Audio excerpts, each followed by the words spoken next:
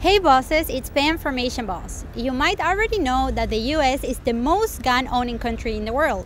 But did you know that the Philippines belongs to one of the least gun-restrictive countries in Asia? It's estimated that there are approximately 4 million firearms in the Philippines, many of which are owned illegally. But how common are gun-related crimes in the Philippines, and what do Filipinos think about guns?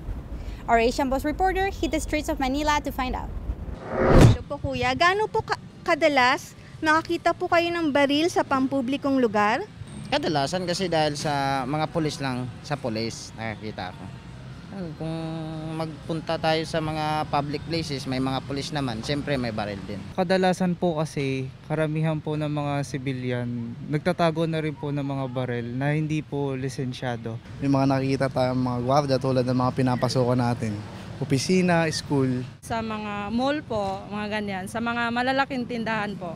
Yung mga security guard din po. Why do you think there are so many security guards with guns everywhere in the Philippines? Meron po bang dahilan kung bakit? Ano po, for safety purposes po, mga ganon. Halimbawa po, yung biglaang pag-hold up, ganyan po, mga carnapping, yung biglaang pagpasok sa mga malalaking tindahan. Madalas po ba na nangyayari? Ano po, sa mga matataong lugar, halimbawa sa mga syudad, mga ganun po, madalas po talaga. Iniiwasan and prevention din sa mga pagnanakaw o robbery sa mga particular establishments. Minsan, may mga delicate tayong establishment like bangko. And of course, kinakailangan mag-carry ng mga security guards natin dahil kadalasan ang pumapasok sa mga ganyan, mga armed criminals din talaga. Kapag nakakita ka ng mga security guards na may dalang baril, pakiramdam mo bang ligtas ka? Hindi rin, hindi mo po masasabi ngayon sa ngayon. Kasi meron ring polis na yung pag may dalang baril mainit. Yes. Bakit? Kasi yun yung tungkulin nila protektahan tayo Hindi. Bakit? Kasi minsan, kahit inosente kang tao, pwedeng matamaan ka, ganon.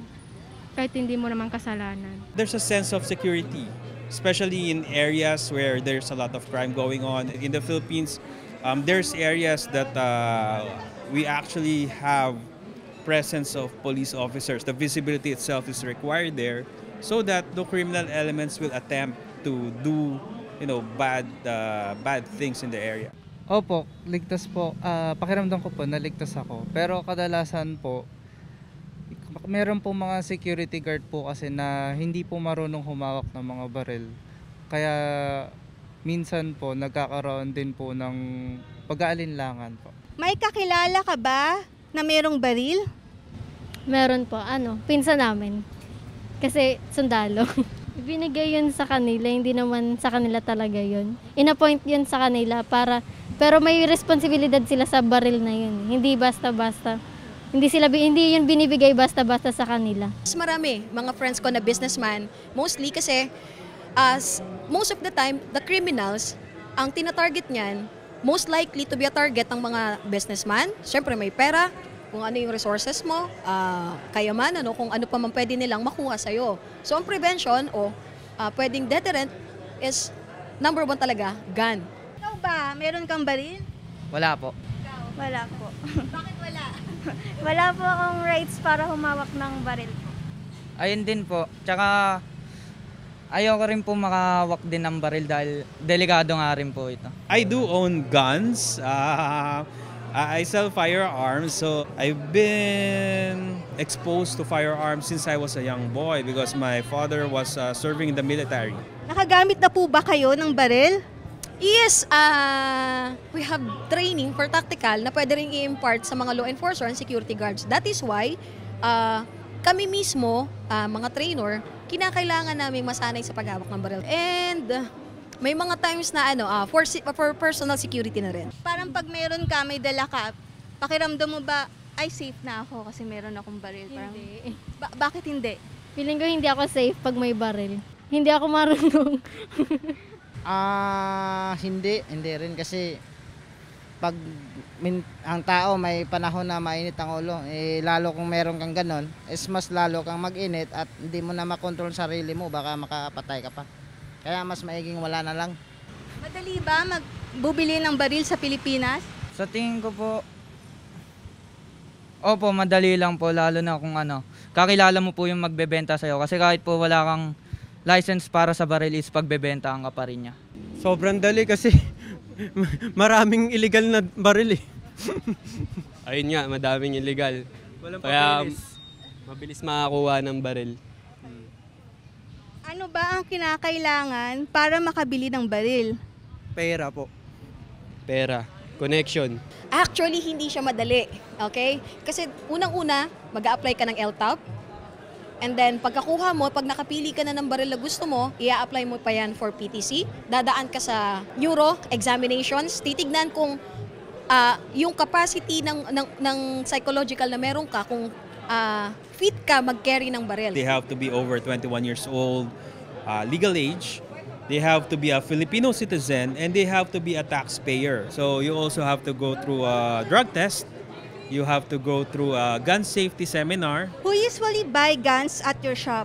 What types of people are your customers? I would say about 70% of the market here are actually law enforcement or government-related individuals. There are some that are collectors. Then there's also sports shooter. So the Filipinos have been very competitive in terms of sports shooting. Tinataya na may 4 na milyong baril ang nasa Pilipinas. Kabilang dito ay nakuha sa iligal na paraan. Bakit sa tingin mo pangkaraniwan na ang magkaroon ng baril sa Pilipinas?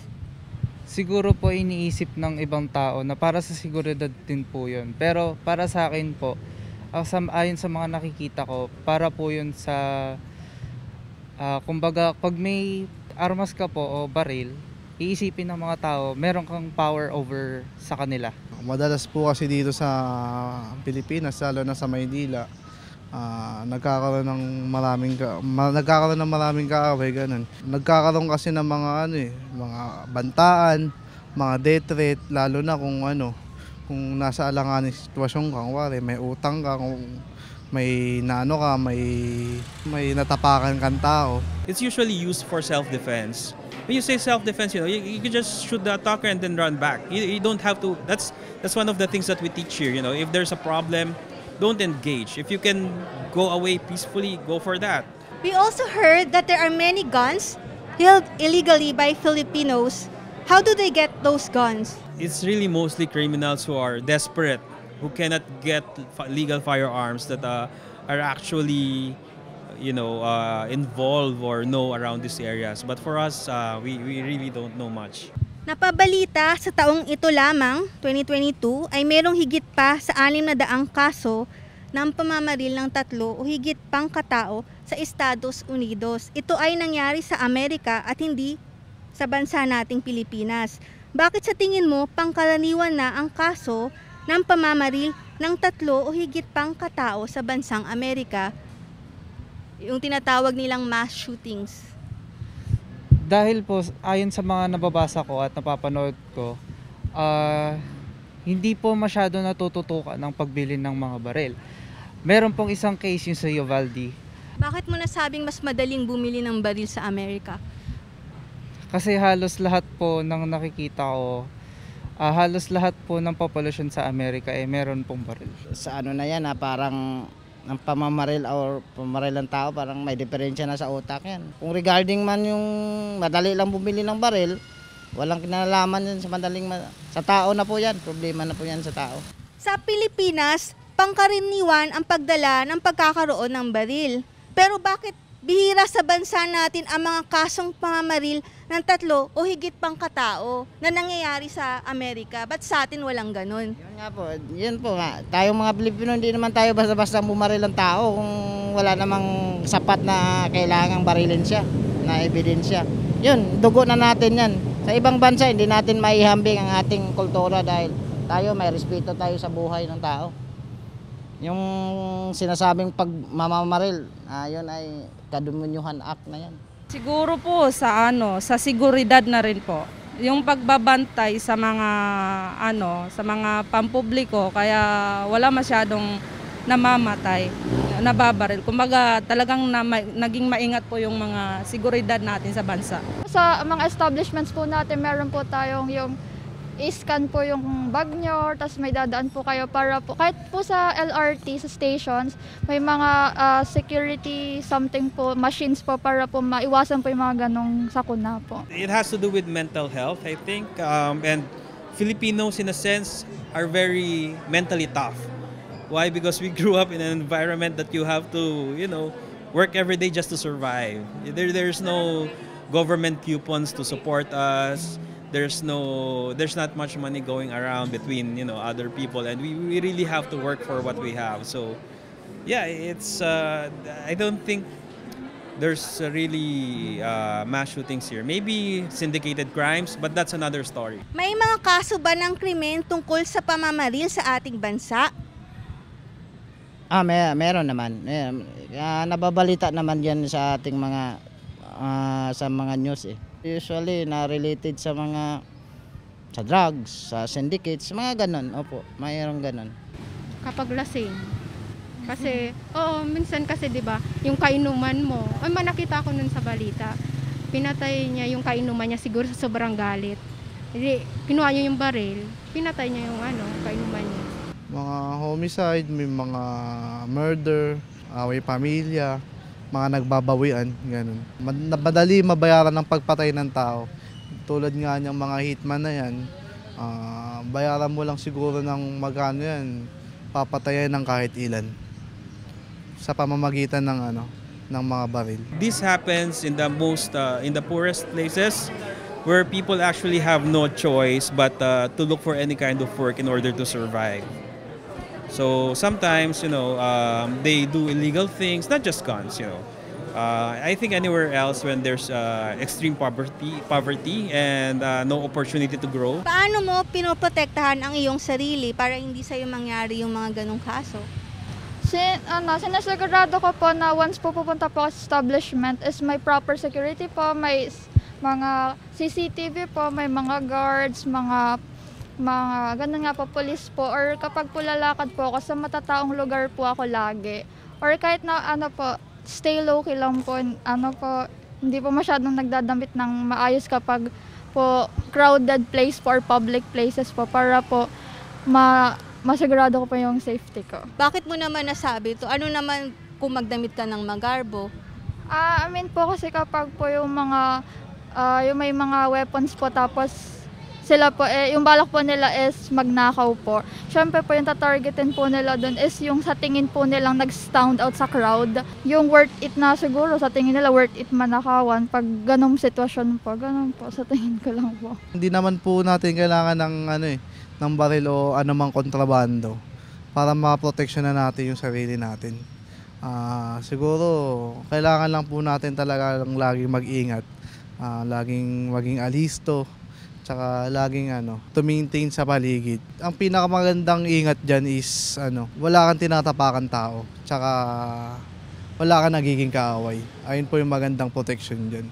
May dapat bang gawin ng ating gobyerno para mapababa ang mga kasong krimen dulot ng pamamaril? Ayun, lalo na checkpoint, maganda yung ginagawa nilang checkpoint kasi syempre pag may nakita nila armas, makikita nila kung may lisensya ba yun o wala, kung illegal man o hindi. Ayun. Tama, sa checkpoint. Pero sa checkpoint kasi motor lang checkpoint nila eh. Dapat yung mga kotse din kasi doon nakatago yung mga baril. Ayun ang mga karamihan talaga yung yung kotse. Kailangan dapat mag-partner yung civilian tsaka government natin, yung mga kapulisan. Kasi ang pulis hindi naman talaga kaya nga tangkulin nila, protektahan tayo eh. Hindi naman namamaril or sino man. Siyempre, kailangan mag-partnership ang civilian tsaka police o soldier o anuman na may karapatang naghawak o humawak ng baril. Nasa gobyerno din po and nasa tao din po siya since kunwari po pag nasa government ka is dapat sure na po na dapat aware sila kung paano hawakan yung baril and sa tao naman po is dapat na maging aware din po sila or magkaroon ng sariling isip din po sa paggamit nito.